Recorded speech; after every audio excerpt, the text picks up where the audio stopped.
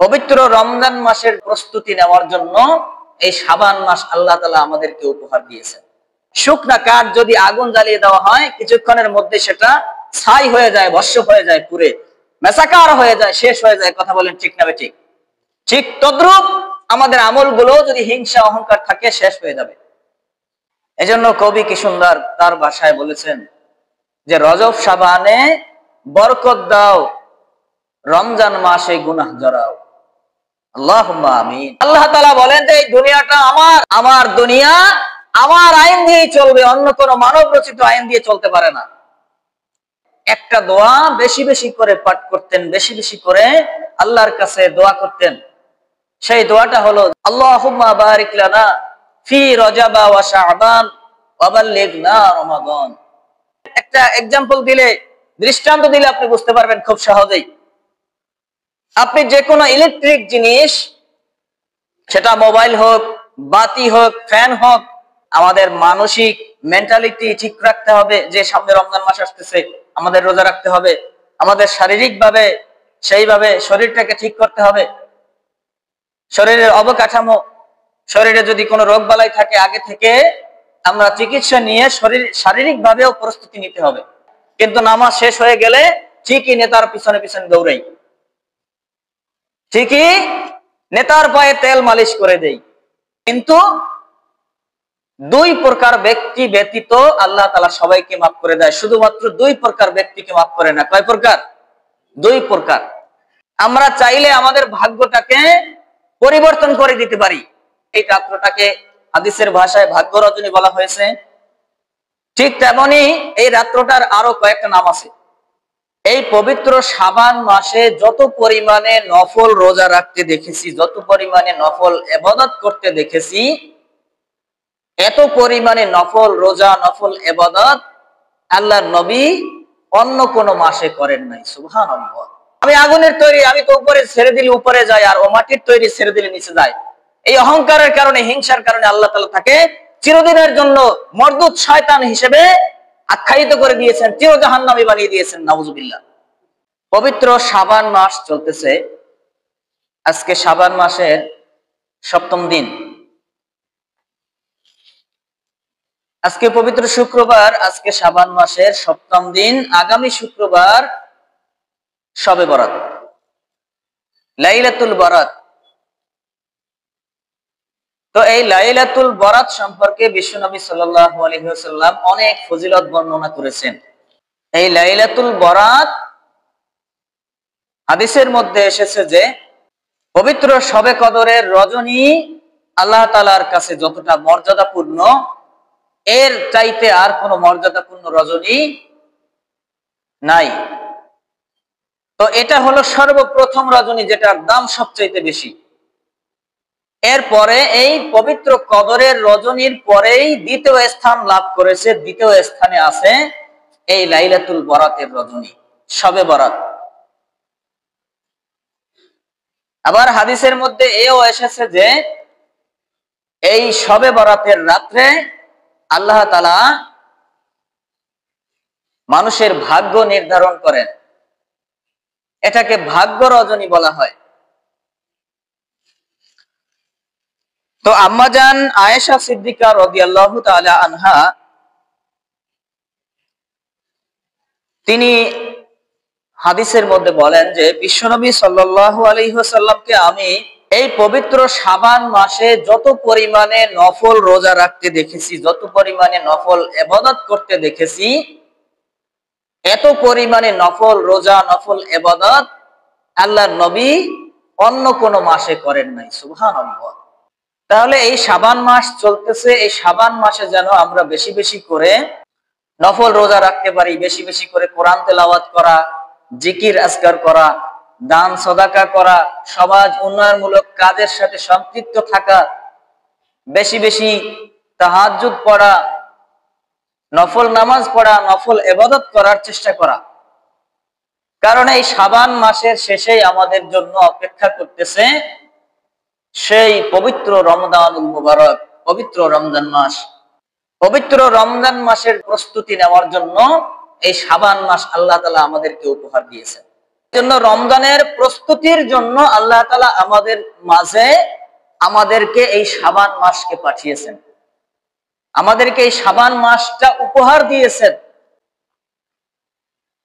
যেমন করে প্রত্যেকটি গুরুত্বপূর্ণ কাজ, গুরুত্বপূর্ণ বিষয়ের আগে মানুষের একটা প্রস্তুতি থাকে, একটা প্রস্তুতি নেওয়া লাগে, ঠিক তেমনি আল্লাহ তাআলাও আমাদেরকে পবিত্র রমজানের জন্য ফিটফাট করার জন্য শারীরিকভাবে মানসিকভাবে প্রস্তুতি গ্রহণের জন্য এই শাবান মাস আমাদের জন্য উপহার দিয়েছেন, হাদিয়া দিয়েছেন। তো এই শাবান মাস আমরা যেন সঠিকভাবে রমজানের জন্য, এই শাবান মাস থেকেই আমরা যেন রমজানের জন্য প্রস্তুতি নিতে পারি। আল্লাহর হাবিব সাল্লাল্লাহু আলাইহি ওয়াসাল্লাম তিনি রমজান মাসের আগে রজব এবং শাবান মাসে একটা দোয়া বেশি বেশি করে পাঠ করতেন, বেশি বেশি করে আল্লাহর কাছে দোয়া করতেন। সেই দোয়াটা হলো যে এই আল্লাহুম্মা বারিক লানা ফি রজব ওয়া শাবান ওয়া বাল্লিগনা রমাদান। সুবহানাল্লাহ, সুবহানাল্লাহ। কত সুন্দর একটা দোয়া যে হে আল্লাহ,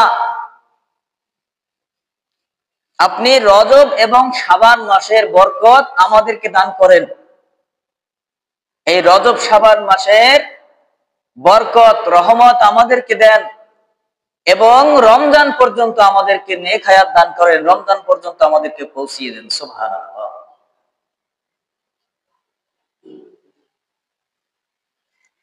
এজন্য কবি কি সুন্দর তার ভাষায় বলেছেন যে রজব শাবানে বরকত দাও, রমজান মাসে গুনাহ জড়াও।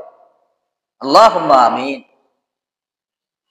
যে রজব শাবান মাসে আমাদেরকে বরকত দেন, হে আল্লাহ আপনি আমাদেরকে রজব এবং শাবান মাসে বরকত দেন, আর রমজান মাসে আমাদেরকে গুনাহগুলো ঝরিয়ে দেন, গুনাহগুলো মাফ করে দেন। সুবহানাল্লাহ। বিশ্বনবী সাল্লাল্লাহু আলাইহি ওয়াসাল্লামের জিন্দেগিতে, তার টোটাল জিন্দেগিতে এমন কোন জায়গায় পাওয়া যাবে না যে তিনি ভবিষ্যতের জন্য দোয়া করেছেন, তার ভবিষ্যৎ পরিকল্পনার জন্য দোয়া করেছেন, কিন্তু এই রমজানের প্রস্তুতি নেওয়ার জন্য এই দোয়াটা করতে তাকে দেখা গিয়েছে। সুবহানাল্লাহ। তাহলে বোঝা গেল যে রমজান মাস অতীব গুরুত্বপূর্ণ, খুবই গুরুত্বপূর্ণ। এই গুরুত্বপূর্ণ মাসের জন্য প্রস্তুতি নেওয়ার জন্য এই শাবান মাসটাকে আমাদের মাঝে পাঠানো হয়েছে। তাই আমরা যেন এই দোয়া বেশি বেশি করি যে হে আল্লাহ আমাদেরকে রজব শাবান মাসের বরকত দেন এবং রমজান মাস পর্যন্ত আমাদের নেক হায়াত দান করেন। কারণ এই রমজান মাসে একটা আমল করতে পারলে 70 থেকে 700 গুণ বেশি, একটা আমল করতে পারলে 70 গুণ থেকে 700 গুণ পর্যন্ত বৃদ্ধি করে দিবেন আল্লাহ তাআলা। একটা ফরজ ইবাদত করতে পারলে 70 থেকে 700 গুণ বৃদ্ধি পাবে। একটা যে কোনো নেকির কাজ করতে পারলে 70 থেকে 700 গুণ পর্যন্ত আল্লাহ তাআলা বৃদ্ধি করে দিবেন। তাহলে এজন্য এই রমজানের প্রস্তুতি নেওয়ার জন্য আমাদেরকে এই শাবান মাসে বেশি বেশি করে চেষ্টা করতে হবে। আমাদের মানসিক মেন্টালিটি ঠিক রাখতে হবে যে সামনে রমজান মাস আসতেছে, আমাদের রোজা রাখতে হবে। আমাদের শারীরিকভাবে সেইভাবে শরীরটাকে ঠিক করতে হবে।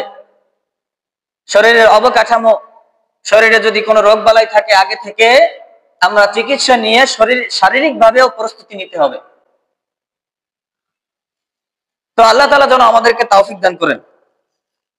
হুজুর পাক সাল্লাল্লাহু আলাইহি ওয়াসাল্লাম হাদিসের মধ্যে বলেন যে যদি কোনো ব্যক্তি এই পবিত্র শাবান মাসে 3টা রোজা রাখে তাহলে আল্লাহ তাআলা তাকে কবর হইতে জান্নাতি উটে আহরণ করাইয়া তাকে কিয়ামতের মাঠে উঠাইবেন। সুবহানাল্লাহ। একটা হলো 15ই শাবানের রোজা, আর এর আগে পরে 2টা মিলিয়ে রাখলেই হইবে, টোটাল 3টা। আর যদি আপনি 3টা না পারেন তাহলে একটা রাখলেও কোনো সমস্যা নাই, কিন্তু 3টা যদি আপনি রাখতে পারেন তাহলে আপনার কত বড় ফজিলত যে আপনাকে কিয়ামতের মাঠে যখন উঠানো হবে তখন জান্নাতি উটের মাধ্যমে আপনাকে উঠাইয়া আল্লাহ তাআলা কিয়ামতের মাঠে উপস্থিত করাইবেন। সুবহানাল্লাহ।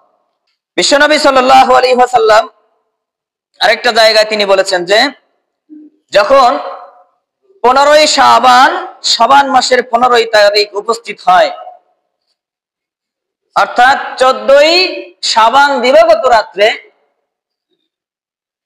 তখন তোমরা নামাজ পড়িও, নফল নামাজ পড়িও, আর পরের দিন 15ই শাবান তোমরা রোজা রাখিও। বিশ্বনবী সাল্লাল্লাহু আলাইহি ওয়াসাল্লাম বলেন যে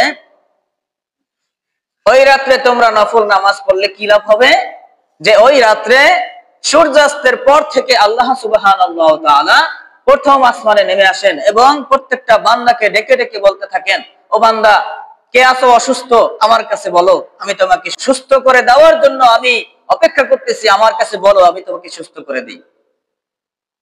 কে আছো বিপদগ্রস্ত, আমার কাছে বলো, আমি তোমার বিপদ থেকে তোমাকে মুক্তি দিয়ে দেই। কে আছো ঋণগ্রস্ত, আমার কাছে বলো, আমি তোমার ঋণ পরিশোধ করার ব্যবস্থা করে দিই। কার কি লাগবে, কার কি মনের আশা আকাঙ্ক্ষা আছে, আমার কাছে বলো, আমি তোমাদেরকে আশা আকাঙ্ক্ষা গুলো, তোমাদের নেক আশাগুলোকে আমি পূরণ করে দেই। সুবহানাল্লাহ।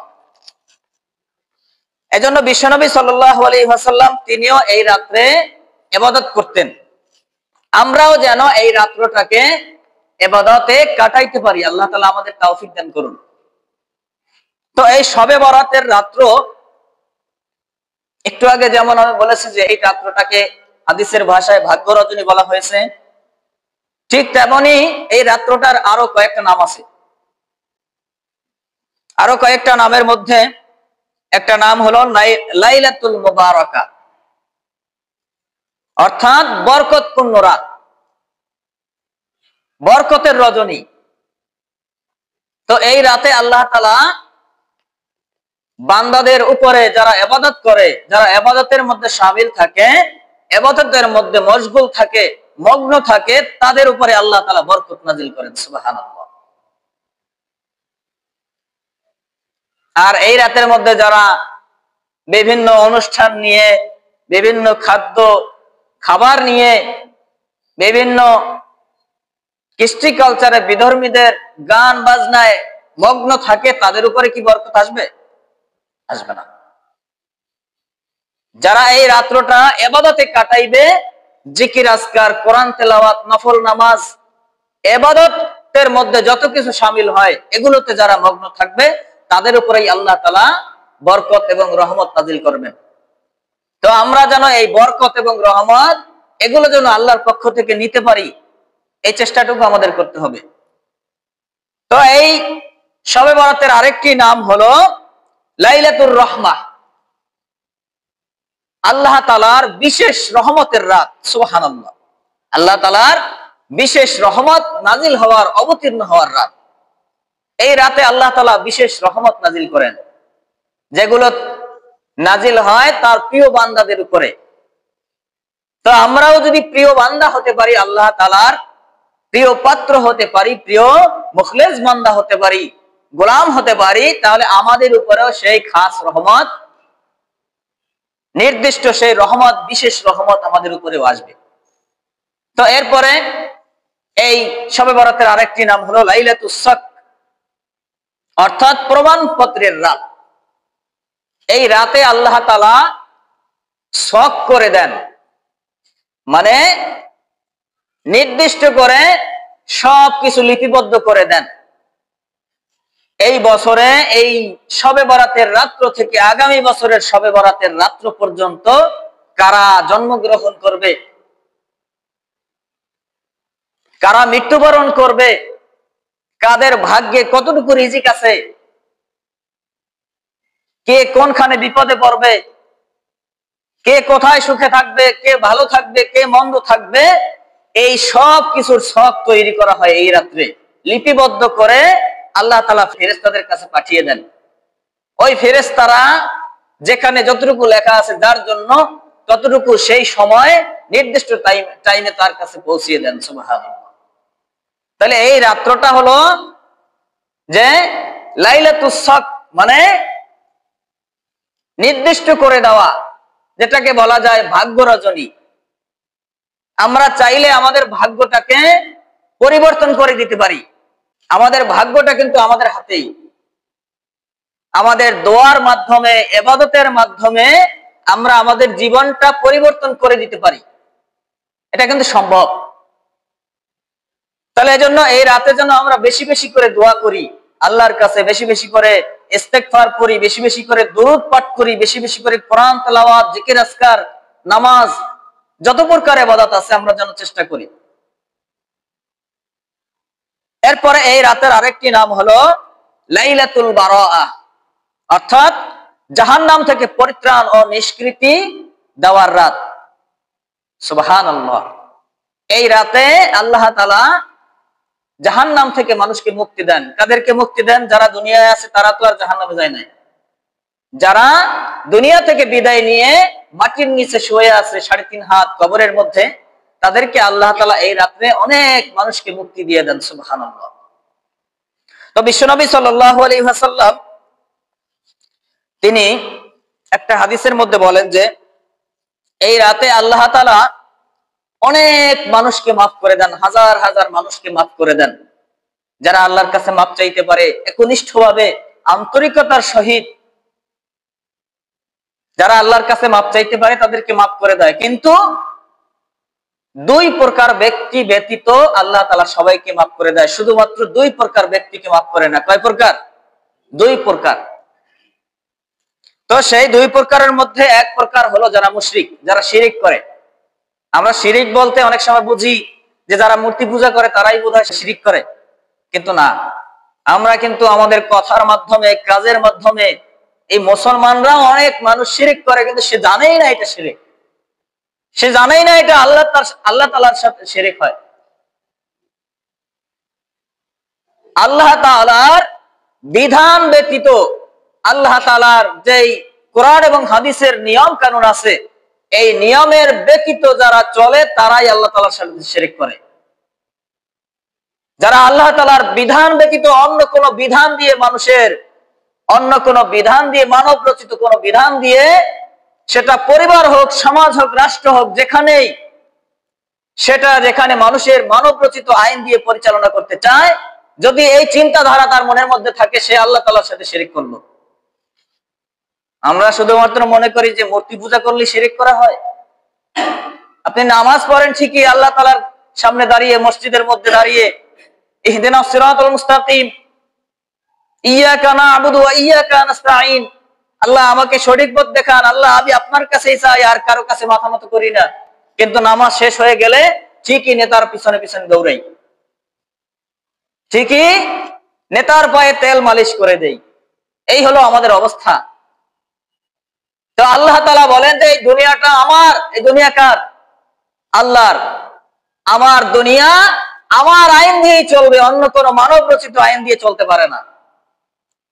তাহলে অন্য কোন মানব রচিত আইন দিয়ে যদি সেখানে পরিচালনা করা হয়, সমাজ রাষ্ট্র যেখানেই হোক না কেন, সেখানে জাহান্নাম ছাড়া আর কিচ্ছু হতে পারে না, সেখানে জাহান্নামে পরিণত হয়ে যাবে।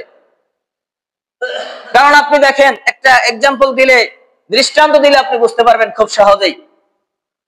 আপনি যে কোনো ইলেকট্রিক জিনিস, সেটা মোবাইল হোক, বাতি হোক, ফ্যান হোক, এসি হোক, যেটাই বলেন না কেন, যে কোনো ইলেকট্রিক জিনিস আপনি কেনার পরে দেখবেন যে ওই মোবাইলের বাক্সের সাথে বা ওই প্যাকেটের সাথে একটা ম্যানুয়াল দেওয়া থাকে, একটা নির্দেশনা দেওয়া থাকে। থাকে কি থাকে না? কেন থাকে? যে এই মোবাইলটা, এই ফ্যান, এই বাতিটা আমরা তৈরি করছি আমাদের কোম্পানি থেকে, ওয়ালটন, নোকিয়া ইত্যাদি যে কোনো কোম্পানি হোক না কেন, যে আমরা তৈরি করেছি। তো আমাদের নির্দেশনাটা যদি আপনি ফলো করেন, মানেন, তাহলে এই বস্তুটা, এই ইলেকট্রিক বস্তুটা আপনি ঠিক মতো চালাইতে পারবেন, ব্যবহার করতে পারবেন, এতে কোনো সমস্যা হবে না। আপনি পানিতে ফেলতে পারবেন না, আগুনে ফেলাইতে পারবেন না, ফ্রিজে রাখতে পারবেন না। তাহলে আপনার বস্তুটা এইভাবে চালালে ভালো চলবে। তাহলে সাধারণত দুনিয়ার একটা বস্তু যেটা মানুষ তৈরি করেছে, সেটা যে তৈরি করেছে তার কাছ থেকেই যদি নির্দেশনা নেওয়া লাগে, ম্যানুয়াল নেওয়া লাগে, তার কাছ থেকেই যদি আইন শিখা লাগে, তাহলে যে আল্লাহ তাআলা আমাদেরকে বানিয়েছেন, তিনি কি আমাদের চাইতে কম বোঝেন? আমরা কি তার চাইতে বেশি বুঝি? তাহলে আল্লাহ তাআলা আমাদেরকে বানিয়ে আমাদের জন্য কোরআন এবং হাদিস প্রেরণ করেছেন। আল্লাহ রাসূল সাল্লাল্লাহু আলাইহি ওয়াসাল্লামের মাধ্যমে যে কিতাবুল্লাহ এবং সুন্নাতে রাসূলুল্লাহ, এই দুইটা জিনিস মানুষ যখন ফলো করবে, তখন এই মানুষ উভয় জাহানে, দুনিয়াতে এবং আখিরাতে কল্যাণকামী হবে। কিন্তু আমরা আল্লাহর বিধান, আল্লাহর আইন ব্যতি রেখে, আল্লাহর আইনকে বাদ দিয়ে মানব রচিত আইনের পক্ষে আমরা চলতেছি, সেই মানব রচিত আইন বাস্তবায়ন করার চেষ্টা করতেছি, তাহলে কিভাবে আমাদের শান্তি আসবে বলেন? এজন্য মানুষের কোন আইন যদি আমরা মানতে যাই তাহলে সেটাও আল্লাহ তাআলার সাথে শিরিক হবে। এজন্য শিরক শুধুমাত্র মূর্তি পূজা নয়। তাহলে যত প্রকার শিরক আছে আল্লাহ পাক রব্বুল আলামিন যেন আমাদেরকে এই সমস্ত প্রকার শিরক থেকে বাঁচার তৌফিক দান করেন, আমরা বলি আমিন। তো এই গেল 1 নাম্বার, যাদেরকে আল্লাহ তাআলা মাফ করবে না, যারা শিরক করে, মুশরিক। 2 নাম্বার হলো যারা হিংসুক। হিংসুক বুঝেন তো? যারা অন্যের ভালো দেখে জ্বলে, অন্যের ভালো দেখলে গায়ে জ্বালা ধরে, মনে হয় যেন মরিচ গায়ের মধ্যে ডলে দেওয়া হয়েছে, কাটা জায়গায় লবণ মরিচ দিয়ে দেওয়া হয়েছে। তো আমার মতো এরকম পাঞ্জাবি টুপিওয়ালা পাগড়িওয়ালাও হতে পারে সে, কিন্তু ইমানদার হতে পারে না। যদি আমি অন্যের ভালো দেখে আমার গায়ে জ্বালা ধরে, তাহলে বুঝতে হবে আমার ঈমান এখনো পর্যন্ত কাঁচা রয়ে গেছে, আমার ঈমান মজবুত হয় নাই। কথা বলেন। এজন্য ঈমান যদি পাকাপোক্ত করতে চাই, হিংসা থেকে আমাদের দূরে থাকতে হবে। হিংসা, অহংকার, তাকাব্বুরি, এগুলো থেকে আমাদের ফিরে থাকতে হবে। কারণ বিশ্বনবী সাল্লাল্লাহু আলাইহি ওয়াসাল্লাম বলেন, তুমি যত বড়ই আমলদারি হও না কেন, তোমার চাইতে বড় আমলদারি ছিল ইবলিস, আজাজিল। কথা বলেন ঠিক না বেঠিক? এই আজাজিল ফেরেশতাদের সর্দার ছিল। একটা নয়, দুইটা নয়, 7টা আসমানের ফেরেশতাদের সর্দার বানিয়ে দিয়েছিলেন আল্লাহ তাআলা। তো সেই আজাজিল পৃথিবীর এমন কোন জায়গা নাই যেখানে সেজদা করে নাই। আপনি কি মনে করেন কতটুকু আমল করছেন জীবনে? এমন কোন জায়গা নাই পৃথিবীর সেখানে সেজদা করে নাই আজাজিল। কিন্তু শুধুমাত্র একটু অহংকার করার কারণে, হিংসার কারণে, যে ও মাটির তৈরি, আদম আমি আগুনের তৈরি, আমি তো উপরে ছেড়ে দিলে উপরে যায়, আর ও মাটির তৈরি, ছেড়ে দিলে নিচে যায়। এই অহংকারের কারণে, হিংসার কারণে আল্লাহ তাআলা তাকে চিরদিনের জন্য মরদুদ শয়তান হিসেবে আখ্যায়িত করে দিয়েছেন, চির জাহান্নামী বানিয়ে দিয়েছেন। নাউজুবিল্লাহ। তাহলে আমরাও যদি হিংসা করি, অহংকার করি, মানুষের ভালো দেখে আমাদের গায়ের মধ্যে জ্বালা ধরে, তাহলে আমাদের আমলও বরবাদ হয়ে যাবে। বিশ্বনবী সাল্লাল্লাহু আলাইহি ওয়াসাল্লাম বলেন, যে ব্যক্তি হিংসা করলো, অহংকার করলো, তার আমল যত পরিমাণেই হোক না কেন, পাহাড় সমানও যদি আমল হয়, আল্লাহ তাআলা ওই আমলকে এমন ভাবে ধ্বংস করে দিবেন, যেমন করে শুকনা কাঠ যদি আগুন জ্বালিয়ে দেওয়া হয়, কিছুক্ষণের মধ্যে সেটা ছাই হয়ে যায়, ভস্ম হয়ে যায়, পুড়ে মেসাকার হয়ে যায়, শেষ হয়ে যায়। কথা বলেন ঠিক না বেঠিক? ঠিক তদ্রূপ আমাদের আমলগুলো যদি হিংসা, অহংকার থাকে, শেষ হয়ে যাবে। পাগড়ি, টুপি, পাঞ্জাবি, তাহাজ্জুদ, কোরআন তেলাওয়াত, এগুলো কিচ্ছু কাজে আসবে না, সব শেষ হয়ে যাবে। এজন্য আমরা যেন হিংসা, অহংকার থেকে ফিরে থাকতে পারি এবং সমস্ত প্রকার শিরকি থেকে ফিরে থাকতে পারি। আল্লাহ তাআলা আমাদের তৌফিক দান করুন। তো যাই হোক, সামনে আমাদের পবিত্র শবে বরাতের রজনী আসতেছে, শাবান মাসের সবচেয়ে মূল্যবান, গুরুত্বপূর্ণ রজনী। এই রজনীটাকে যেন আমরা গুরুত্ব সহকারে ইবাদত করতে পারি, আল্লাহর সান্নিধ্য লাভ করতে পারি। আল্লাহ তাআলা যেন আমাদের সকলকে সেই তৌফিক দান করেন, আমরা বলি আমিন। ওয়া আখিরু দাওয়ানা আলহামদুলিল্লাহি রাব্বিল আলামিন। আসসালামু আলাইকুম ওয়া রাহমাতুল্লাহি ওয়া বারাকাতুহু।